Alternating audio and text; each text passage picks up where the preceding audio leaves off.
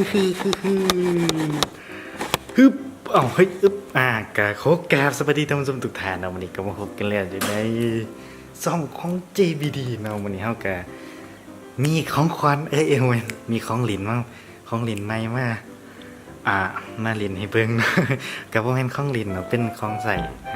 สำหรับถ่ายสตูดิโอเนาะสำหรับถ่ายรูปติดบ้านเนาะก็ไปที่บูเนาะห่านอยู่เพื่อนคอยกับเป็นเป็นห่านถ่ายรูปเอกสารเนาะจำเป็นต้องมีเครื่องอุปกรณ์อีกอย่างนึงวันนี้เฮามีเครื่องของหลินมาใหม่เนาะวันนี้ก็อยู่กับตัวนี้ว่าเดฟักนี่ตัวนี้ว่าเดฟักเอามา มาเบิ่งกันเลยเนาะโอเคถือกล่องกันเนี่ยมาโอเคแล้วนี่ก็คือแทนนี่บางคนก็สิถูกได้เลยบางคนก็สิถูกดีเลยนะยังอะไรฮะดีคืออะไรนี่ก็บางคนก็สิถูกเนาะมันคือยังไงยังดูสกีนมันนะว่าพื้นล้างเนาะพื้นล้างเรืออีกส่วนหนึ่งของภาษาอังกฤษเนาะก็เป็นกินสกีนเนาะแต่ตัวนี้เป็นที่ฝาเราต้องเป็นแบบบูสกีนมาวันนี้สิ่งที่น่าจังใจคือมันผักนะได้ไหมต้องสีวิธีผักกันเนาะผักกันในการนี้ให้เบิ้งนี่ก็เป็นแฟตไทยหูบเนาะเป็นซอฟต์บ็อกเนาะซอฟต์บ็อกสำหรับไทยหูบให้น้ำมันใสขึ้นกว่าเก่าเนาะก็จำเป็นต้องใส่พวกนี้เนาะนี่สองด่านใส่เบิ่งสองด่านนี่ด่านนี้เนาะก็พ่วงสื่อมาวางเฮ้ยกินกล่องก็พ่วงสื่อมาวางแรงเนาะก็มันขาดวันนี้เลยอันบอกพับโปเป็นเราเนี่ยจะมาดีแบบกันเนาะเห็นเขาพับได้เดียวเนาะเห็นเขาพับได้เดียวเขาจะมาลองนะเดี๋ยวลองก่อนเห็นเขาพับนี่นะเราพับไป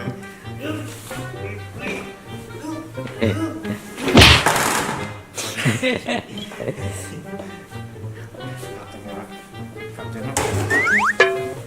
พับ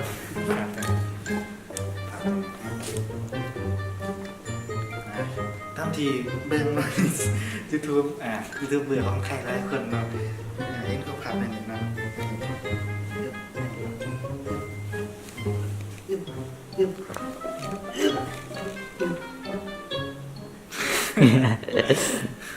มันคืออะไรจะว่าเราแล้วไง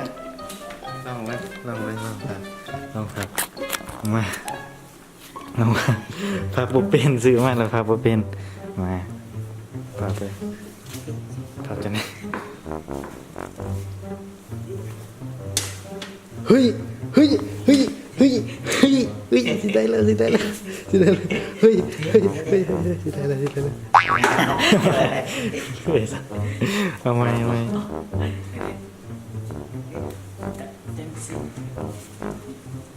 ถึงนี้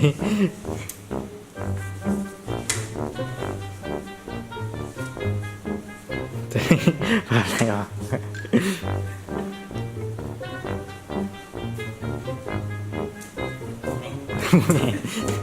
ยังไงวะ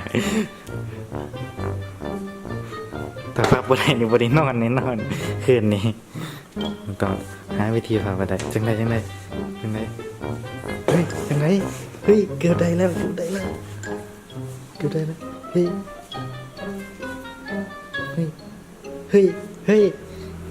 แล้วสิได้เดี๋ยวจังไดต่อวันนี้จังไดต่อจังไดตอนสื่อมาเขาก็พับแป๊บเดียวนะเขาพับเดี๋ยวเขามาพับเองมันบ่ได้เว้ยพับจังไดพับจังไดวะสั่งแม่งบ่ได้ไงกันสันเฮาบ่ได้นอนคืนนี่ก็ซะเดี๋ยวขอไปหาวิธีทาง YouTube ก่อนเนาะอาจจะมีวิธีสอนอะไรเนี่ยเนาะอาจจะมี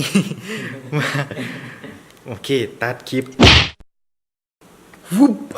กำลังจากไปศึกษาเสื้อข้าวเนาะก็ลองหานี่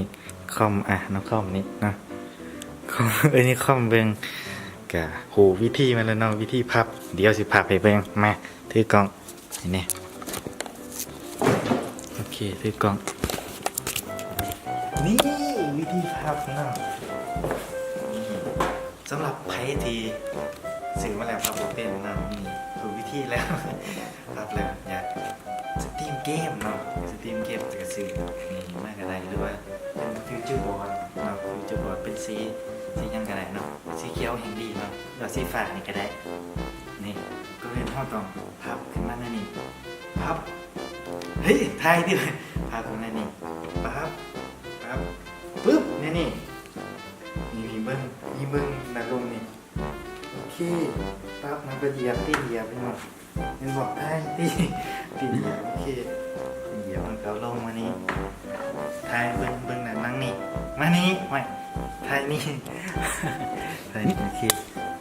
ก็เอาลงปั๊บแล้วก็ม้วนปึ๊บนี่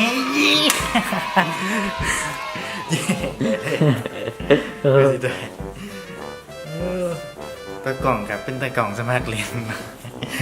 บอกไอ้ทายนี่ทายจังหนึ่งไปทายจังหนึ่งเลยเรื่องเลยจบเลยแล้วเก็บใส่ถุงถุงใส่ถุงหาย ทำไมให้ จะสิบวนเฮียงเลยถุงหายเบือนทิ้งตั้งแม่ง ไปเลย โอเคเพื่อนนอกจากจบเพียงแต่นอกจากมาบอกวิธีการพับเลยนอกจากพูดได้นะวันนี้กับไพ่ถาไพ่สื่อกับสื่อต้นนี้กับสื่อประมาณตัวไหน300,000เนาะกับราคาเดียวกันเมื่อเนาะซีได้กับราคาเดียวกันเมื่อเนาะโอ้ยเห็นเพื่อนบ่ได้ เอาเพียงสำนีเพื่อนเลยโอเคเนาะกับสำหรับมื้อนี้กับบุ้มีหยังไรเนาะกับมาพับบูสกรีนหน่อยได้ก็สันบ่ได้นอนนี่นอนคืนนี้โอเคได้นอนแล้วเนาะมาก็ต้องขอกราบสวัสดีท่านผู้ชมเนาะแล้วอย่าลืมกดไลค์กด Subscribe เพื่อติดตามคลิปใหม่ๆเนาะเพื่อบ่พลาดคลิปใหม่ๆแล้วก็อย่าลืมกดกระดิ่งเนาะแจ้งเตือนก่อนหมู่เนาะว่าเอาคลิปลงได้เด้อสำหรับวันนี้ก็ต้องขอตัวลาไปก่อนบ๊ายบาย